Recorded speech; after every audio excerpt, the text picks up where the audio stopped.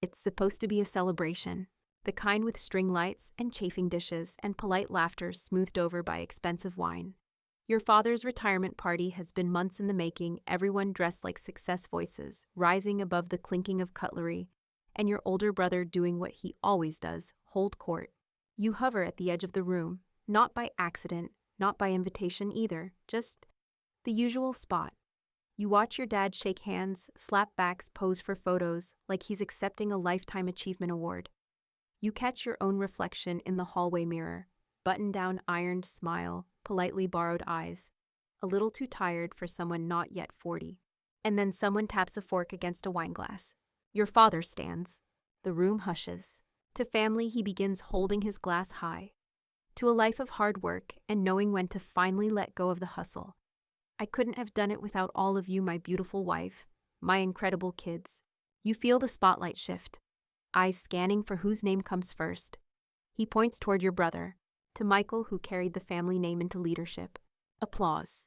And to Rachel, who never gave up on her dream, even when I had my doubts. Louder applause. And to Ellie for bringing 3 gorgeous grandkids into this world. A cheer, a toast, someone yells. MVP Mom, and Rachel bows with a grin. Your dad's glass rises a little higher. And of course, he pauses, squints dramatically like it's a suspenseful game show. Everyone except the loser, he yells, and the room erupts. Not everyone laughs, but enough people do that the silence after hits harder. You freeze, your name never even uttered, just reduced to a punchline he knows will land, because it's landed before. People glance your way, some with pity, some with poorly hidden smirks, and a few with that awkward half-smile that says we thought it was funny, but now we're not sure if we should have laughed. Your brother looks down into his drink. Your sister mouths something that looks like sorry, but it's too late. The moment lands like a slap, but softer, more surgical. The kind of precision you only develop after years of being the target. You don't argue. You don't even blink. You just set your fork down beside the untouched plate. Wipe your mouth with the cloth napkin like this is any other dinner. Like your father didn't just erase you in front of 3 generations and 2 company executives. Someone from across the table leans over and whispers, "He didn't mean it." You nod, because that's what they always say. It's not worth a scene. It never is. That's the game. You react, you lose. You stay silent, and maybe, just maybe, they feel a sliver of shame once the room clears. You walk out without touching dessert. No one stops you. You make it to your car door, closed engine off, and just sit there. No music, no yelling, just breathing. You look at your hands on the steering wheel like they belong to someone else, someone who was just publicly disowned by the man who shares your blood. The last time you cried over your dad, you were 17. You promised yourself you'd never do it again. Tonight, you keep that promise. Instead, you drive, aimlessly, long enough for the party to end without you. Long enough for the embarrassment to settle into that familiar part of your ribs where all your old resentments live. You don't cry. You calculate. Because the man who called you a loser tonight, he's about to retire. He's about to downsize. He's about to move into a very specific home, the one he's been bragging about to the whole family. A place near the coast, a quiet villa with a little garden and enough space to host family barbecues without you. And suddenly your silence feels like the most powerful thing in the room. You don't show up the next morning. Not for brunch. Not for the slideshow recap your sister wants to do in the group chat. Not for the hope everyone had fun text your mom sends with extra emojis to make it seem like a healing balm. You stay quiet, and the world blessedly does not collapse. No one checks in. No one calls. No one asks if you got home safe after walking out of your father's retirement party, like a ghost slipping through the seams of a photograph. Instead, your phone lights up with a steady stream of photos, your dad holding a plaque, your brother giving a speech, your sister's kids playing with balloons. You're tagged in none of them. The family thread moves on without a stutter, like a show with a cast that never noticed one of its actors slipped off stage. By noon, you open your laptop. At first, you're not even sure why. Something in your chest tightens as you think about that villa your father's been raving about for months. You remember him saying, "Finally gonna get that place by the water. Quiet, clean, no distractions." You type the name of the neighborhood into a real estate search bar. You scroll lazily, until, there it is. Front porch with white railing, 2 bedrooms, big windows, and the little garden he told everyone he'd retire in and read Hemingway and plant tomatoes like some cardigan-wearing dream of himself. The listing is still active. You stare at it for a long moment, and then something clicks, not anger, not spite. Something sharper, calmer. You tilt your head, smile faintly, and whisper, "Well, that's interesting." You pick up the phone. You dial the agent. He's polite, efficient, maybe a little too eager. "Yes, it's still on the market. There's another offer being prepared. But if you're able to move quickly, you say, 'I'm sorry, what name should I put on the interest file?'" You pause, then give him the name of your LLC. The one you set up years ago when you first realized being underestimated is a currency if you know how to spend it. "No financing needed," you add. "Full cash. Let's close before the weekend." There's silence on the line. Then a low, impressed whistle. "You got it." He asks if you want to tour it first. You don't. You've already seen it on your father's phone in his stories, in the boastful way he showed off the floor plan to relatives, like it was already his, like the world owed him one last castle. But the world doesn't owe him, and neither do you. Later that day, you drive by the house not to tour it, just to see it in the flesh. It's smaller than you imagined, neater, painted white with shutters the color of dried sage. You can almost picture your father standing there, grinning, arms spread wide, claiming the porch like a king coming home to roost. You don't get out of the car. You don't take pictures. You just nod once to yourself and drive away casually, like someone running errands, like someone not plotting the softest takedown in family history. The paperwork begins that evening. You don't tell anyone, not your siblings, not your cousin who's always said you're so calm it's kind of scary, not even your closest friend. It's too clean, too beautiful to explain. It's not revenge. It's architecture. You're building something. And this time, you get to decide who walks through the door. Your lawyer handles the closing with the kind of cool efficiency that makes you want to send her flowers afterward. "Want the deed under your name or your shell company's?" she asks. "Shell," you say. "Let's keep the guessing going." She laughs. "You're terrifying." "I'm tired," you correct. And that's truer than anything. You're not out for blood. You're just done swallowing every casual insult, like it's your duty to absorb everyone's discomfort. The next 3 days blur together in emails, contracts, and wire transfers. It's not dramatic, it's just deliberate. And by Friday afternoon, it's done. You own the house. The one your father's been bragging about for 6 months. The one he was planning to tour again on Saturday, this time, with champagne and your brother in tow, to envision the legacy. Except now there's no legacy to inherit. Just a sold sign with no warning. And you holding the keys with a grip so gentle it's almost loving. Almost. Saturday arrives with surgical precision. The kind of sunny day that begs for optimism. The kind of morning your dad probably imagined when he told everyone he was ready to start the next chapter. You can practically hear his voice already. "Let's walk the garden first, then tour the inside. I've got big plans for that sunroom. You don't need to be there. You've already won. The house is yours, the ink is dry. The mailbox now bears a name no one in your family would think to look for. But you go anyway. You park across the street, sunglasses on, iced coffee in hand. You keep the windows rolled down like it's just another slow Saturday, just another neighborhood worth admiring. At 10:02 a.m., a black sedan pulls up in front of the villa. Your father steps out first. Crisp khakis, polo shirt. That gold watch he wears a little too tightly, like he's afraid it'll slip away if he relaxes.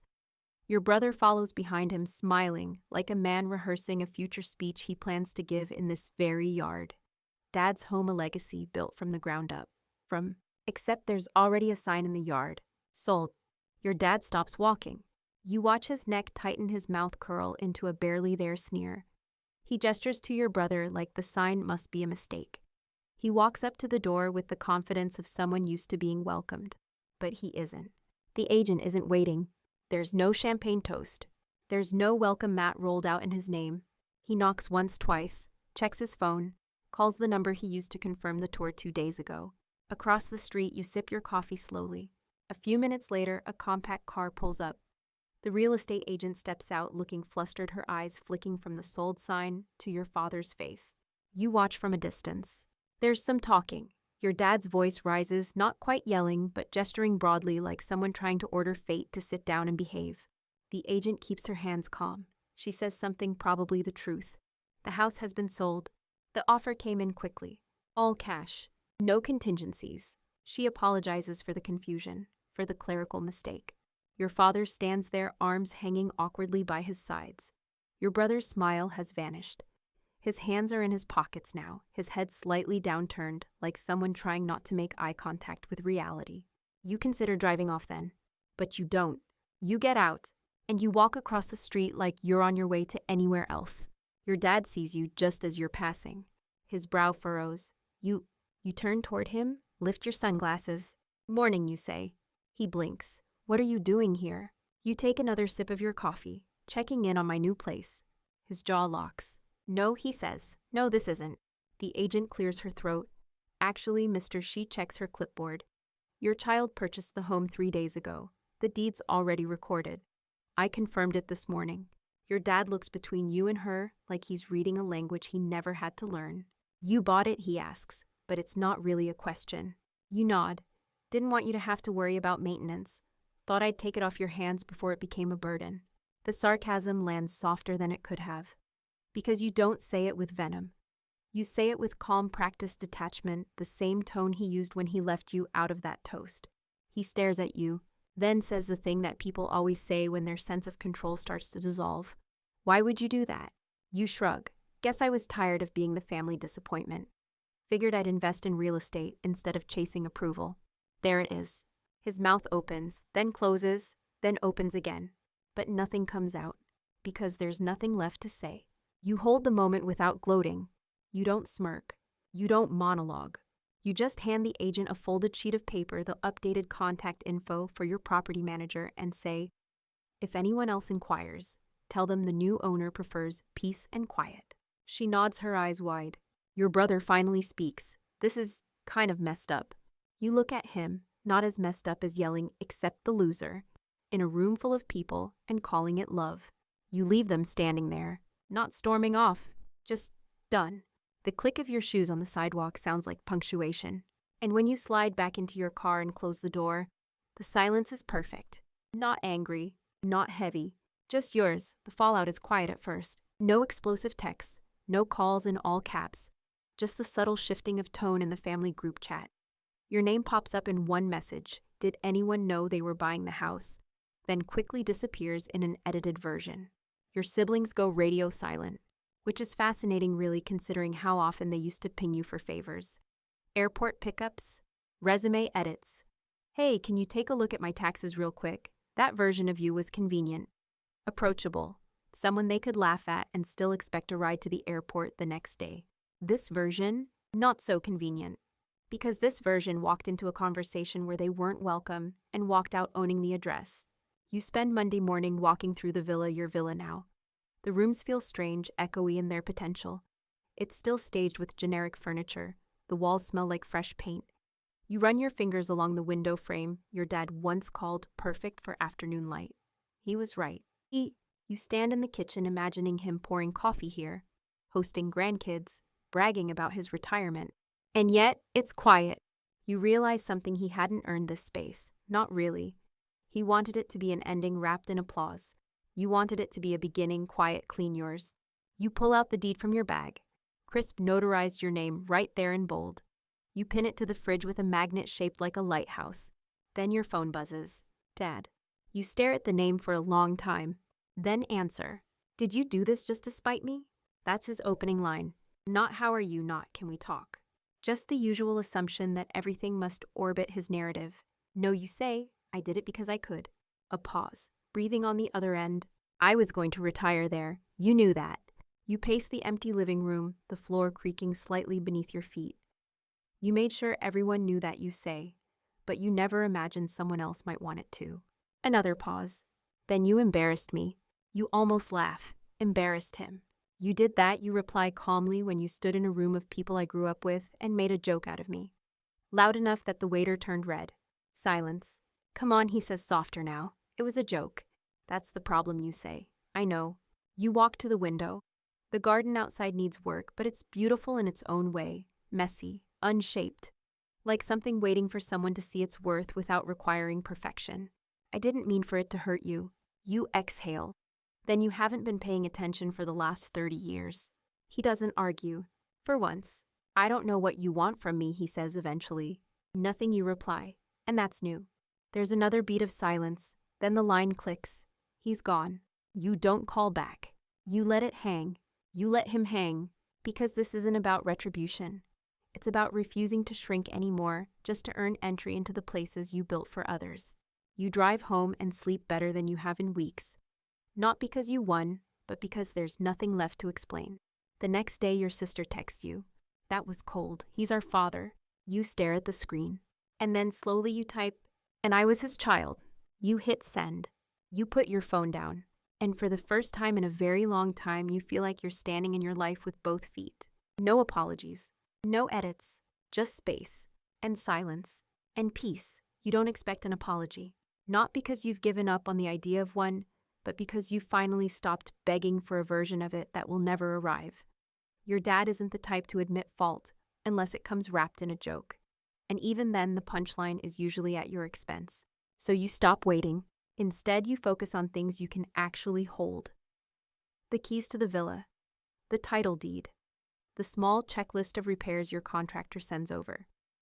You spend a day choosing paint samples, another shopping for curtains that don't scream rental property. You even pick up a soft rug for the hallway, the kind your dad would have said was too plush to be practical. You buy it anyway, because this time your comfort matters. The house becomes less a symbol of vengeance and more a blueprint of self-respect. Every light bulb you change feels like a reset. Every new fixture you install a quiet affirmation. Not for anyone else to notice, just for you. One morning you stop by to meet the gardener. As you're unlocking the front gate, you see a car idling 2 houses down. Black sedan, your father's. You don't acknowledge it. You don't walk over. You let him watch you tend to something he thought would always be his. He drives away before the gardener even arrives. The next day there's a voicemail. His voice dry-guarded. I won't fight you on this. I just hope you know what you've done.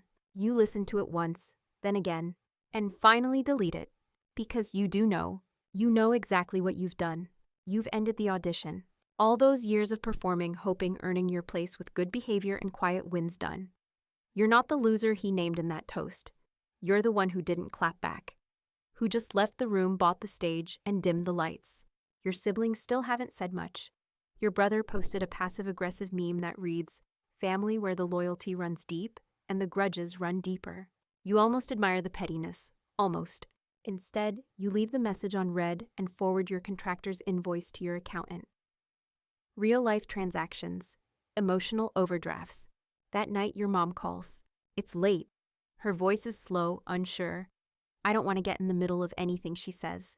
You know what's coming. But this house thing, was it really necessary?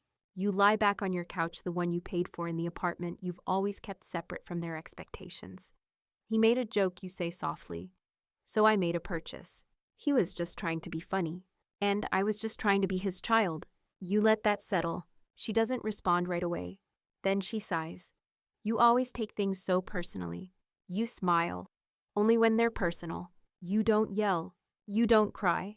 You just let her sit in the quiet she's been avoiding for years. Do you still want to come over for Sunday dinner? She asks, the words fragile. You think about it. About the dining room full of sidelong glances and half-baked apologies of bread passed across a table like it erases history. No, you say gently, but thanks for the invite. She doesn't argue. She just says, okay, and hangs up. And you sit there in the soft light of your apartment. Not triumphant, not bitter, just whole. You don't need their table anymore. You've built your own. A week passes before your father speaks to you again. He doesn't call. He doesn't text. Instead, he sends a letter, not an email. A printed, folded in thirds, envelope-licked letter. Like it's the 90s. Like that makes it more serious.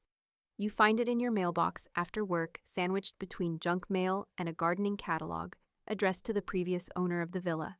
The handwriting on the front is unmistakably his sharp and slanted, confident, like it owns the page. You bring it inside, but don't open it right away. It sits on your kitchen counter for hours. You fix dinner, watch a show, walk your dog, stare at the envelope like it might grow fangs. It doesn't. Just waits silently, like him. Eventually you tear it open. The letter is short. Too short for what it probably cost him to write. You made your point, loud and clear. I still think what you did was unnecessary. But maybe I shouldn't have said what I said.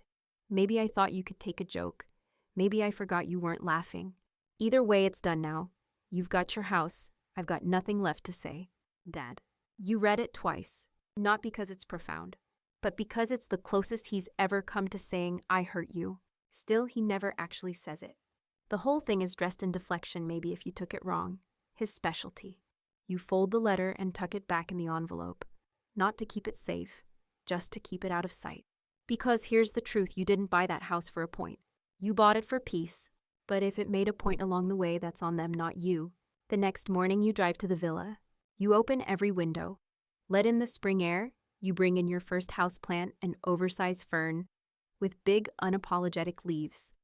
You hang up a wind chime out front, not because it's necessary, but because you like how it sounds. It's a soft day, sun-drenched and unbothered. You mop the floors and hum to yourself, and for the first time the house doesn't feel like an answer or a punchline. It just feels like yours. Your phone buzzes sometime around noon. It's your brother. A text. So you really just took it, bought the house out from under him. Wow. You stare at it for a while. Then you write, he gave me the blueprint. I just built the door. No reply. Later, your cousin reaches out, the one who stayed neutral through the whole thing. She sends a single message. It's kind of badass what you did. I don't know if I could have pulled that off without yelling. You smile. Because yelling never worked for you. Quiet power did. Restraint did. Silence is a sharp instrument when used with precision. You spend the afternoon setting up bookshelves, unpacking things you've saved for a space that felt worthy. Old journals, a framed photo of your graduation, a small painting you bought from a street artist in Lisbon, the one your dad said looked too abstract to mean anything. You hang it anyway, right above the mantel. It's perfect. You text your contractor a final list of changes. Add crown molding. Fix the back fence. Keep the sunroom as is. He texts back, looks like a forever home. And maybe that's what it is. Not for your father. For you. Not to prove anything. Just to exist completely uninterrupted. You never respond to the letter. There's nothing more to say, not because there isn't hurt, but because you've learned that sometimes silence is the only language some people actually hear. That envelope sits in the back of your filing drawer, not as a keepsake, but as a reminder some doors don't need to be slammed to be shut. They can be closed gently, deliberately, and still closed. The next few days are quiet, blissfully so. You spend them arranging books in your new living room, not alphabetically by how much they meant to you. The heavy ones go on the bottom shelf, the tender ones at eye level. You put your favorite essay collection, the one that taught you about boundaries long before you practiced them, right next to the fireplace. It's funny the kinds of things that become sacred. By Thursday, the villa feels lived in. No longer a symbolic win, just a home. You've swapped out most of the staging furniture for real pieces, real meaning, a real life. You hang a corkboard by the kitchen, start pinning receipts, sketches, small memories that feel like proof I was here. I chose this. Then Friday morning hits. A knock at the door. You're not expecting anyone. You open it to find your father on the porch. No announcement, no warning. Just him standing with both hands in his pockets, like a kid outside the principal's office. For a moment, you just stare at each other. He looks smaller somehow. Not physically. Something in the posture. His usual stiffness replaced by a kind of drift. Like he doesn't know how to stand still in a space he no longer controls. I was in the area, he says. You raise an eyebrow. Were you? He nods once, then looks past you into the entryway, like he's trying to imagine himself inside. Looks good, he adds. You fixed the front railing. I did. He hesitates. Can I come in? You think about it, and for a long moment you say nothing. Not to punish, just to check in with yourself. Then you step aside. He walks in slowly, as if the walls might recognize him and object. He glances around, looks at the bookshelf, the wind chime gently clinking through the open back window. This wasn't supposed to be yours, he says, quietly, hands still in his pockets. You nod. I know. He looks at you, but you took it. I bought it, you correct. No one was stopping you. He looks at the photo above the fireplace. Your college graduation, the one he didn't come to because his flight was delayed. You always remember the things I didn't do. You don't answer, not because he's wrong, but because that's not the point. After a moment, he exhales. I'm not good at this. Yeah, you say softly, I know. And that's the hardest part, isn't it, knowing? Always knowing. Knowing what you needed and what he couldn't give. Knowing the difference between absence and neglect.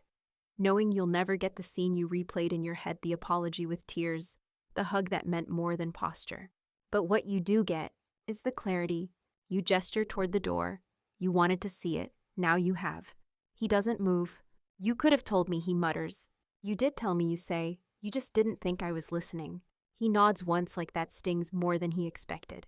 Then, surprisingly, he walks to the bookshelf, picks up one of your paperbacks, flips it over. You wait for a joke, a snide remark. None comes. Instead, he places it back carefully and walks toward the door. He pauses there, doesn't look back, and just says, "You proved your point." You answer without venom, "I wasn't trying to." He nods, a beat, then leaves. No slammed door, no final words, just the soft click of the lock as it catches, and you standing there in the stillness, breathing evenly, hand resting on the frame of a life no longer defined by what someone else refused to give. You don't cry, you don't smile. You just feel something clean and unclouded settling in your chest. A quiet you've earned. The next Sunday, they hold dinner without you. Your mother sends a group photo like she always does. Everyone seated around the long table plates, full faces, smiling in that way people do when they're trying too hard. Your siblings flank your father like guards in an old painting. He's in the middle wearing the same expression he wore at his retirement party, proud, but with that paper-thin smugness only you seem to notice. The text reads, "We missed you tonight." You stare at it longer than you should. The phone glows against your palm, warm from inactivity. You think about replying with a simple thanks or even something sly. But instead you close the thread and mute the notifications. They didn't miss you. They missed the role you used to play. The easy one. The one who smoothed things over.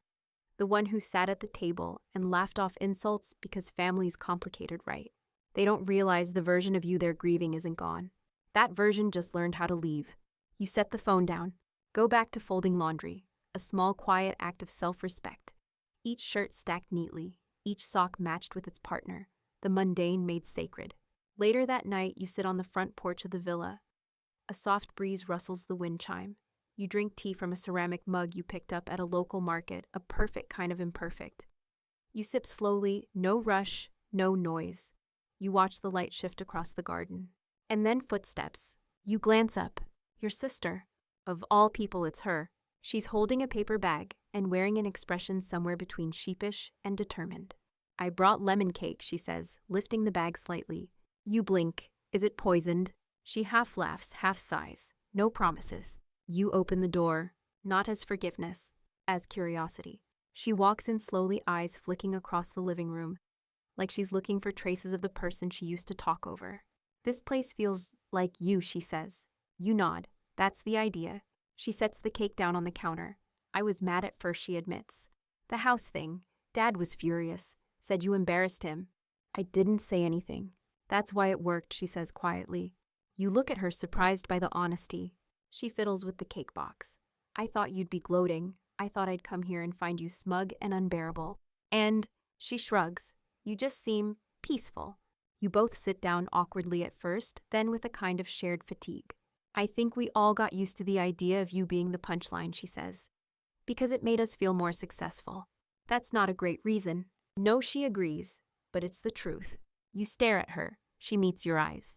And for the first time in years, she looks like someone you could maybe trust again.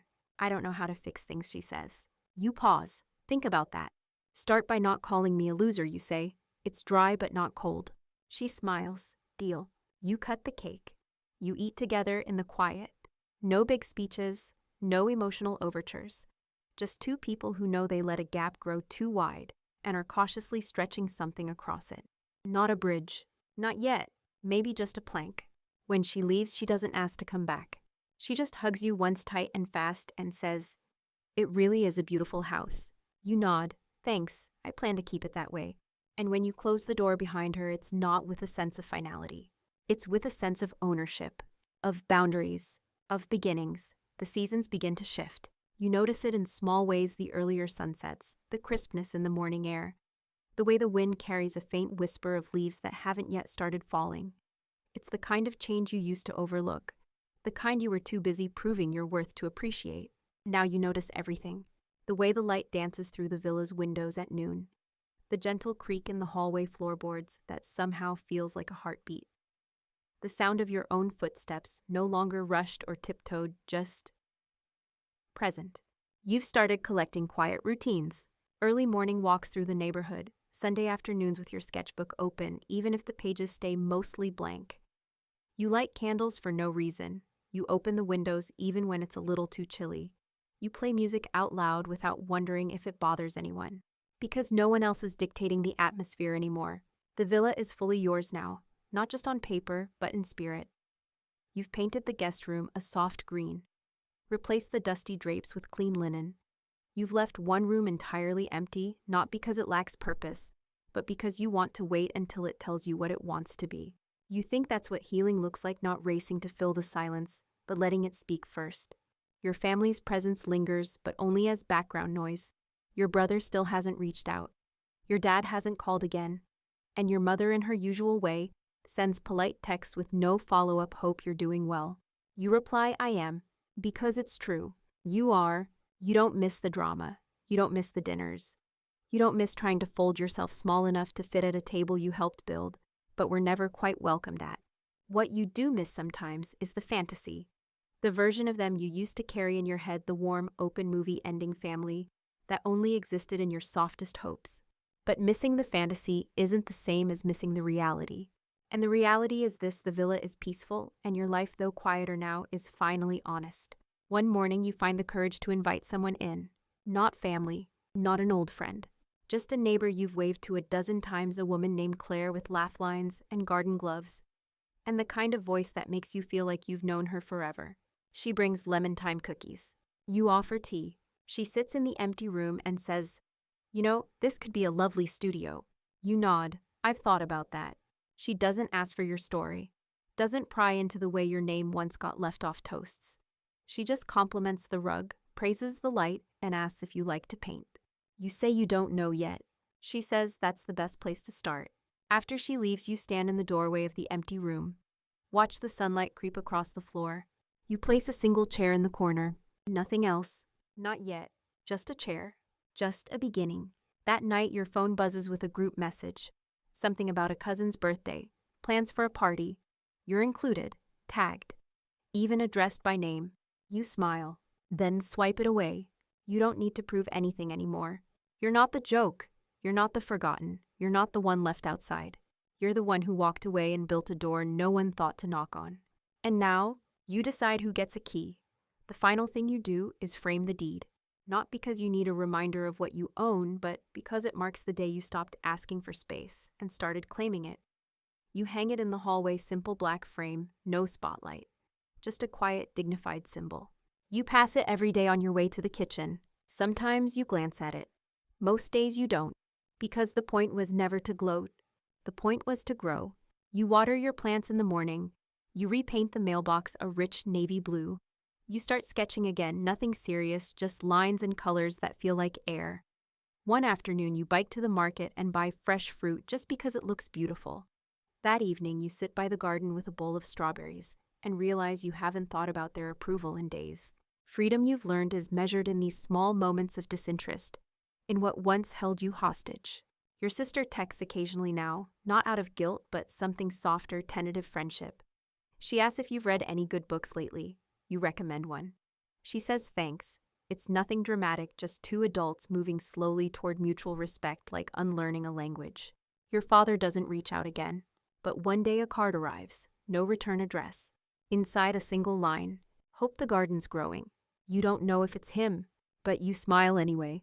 Because it is. The garden is growing. So are you. And you didn't need applause to get here. Just a clear boundary and the resolve to honor it even when no one else would. On a rainy afternoon, you invite a few neighbors over. Nothing big. Just tea and music and a slice of that lemon cake Claire keeps baking by accident. They laugh in your kitchen. Tell you your place feels calm. You say thank you and mean it. You sit in the sunroom with a blanket, watch the raindrops streak the glass, and feel something you once believed only came from being accepted by others. Belonging. Not in their world. In yours. And as the house breathes around you, steady, real, rooted, you understand this isn't revenge. It's restoration. And this time, you don't have to fight for your place. Because you made it. You are it. And no one gets to take that away. The rain slows, then stops, leaving behind the scent of wet earth and something clean. You light a candle, not for anyone else, not for ambiance, just because it feels good. The flame dances quietly in the corner of the room. Your tea is still warm, your blanket soft across your lap, and the house is silent in the way only a safe place can be. No expectations, no performance, just walls that hold you, a roof that asks nothing of you, and a future that no longer borrows its shape from old wounds. You think back to the toast, the laughter, the way a single sentence meant as a joke rewrote the rules of everything. And yet you don't feel bitter. You feel clear, because that night didn't break you. It revealed you, revealed the part of you that was always waiting quietly, patiently for permission to leave the table. Not in anger, not in protest, but in choice. And now here you are. Your house, your light, your rhythm. The person they overlooked became the person who no longer needs to be seen by them. You breathe in slowly, letting the quiet stretch a little longer. You're not healing to go back. You're healing to go on.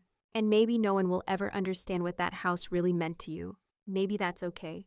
Because some victories don't need to be explained. They just need to be lived. And if you're still awake, that's okay too. Some nights just lying still and breathing softly is enough to return home to yourself.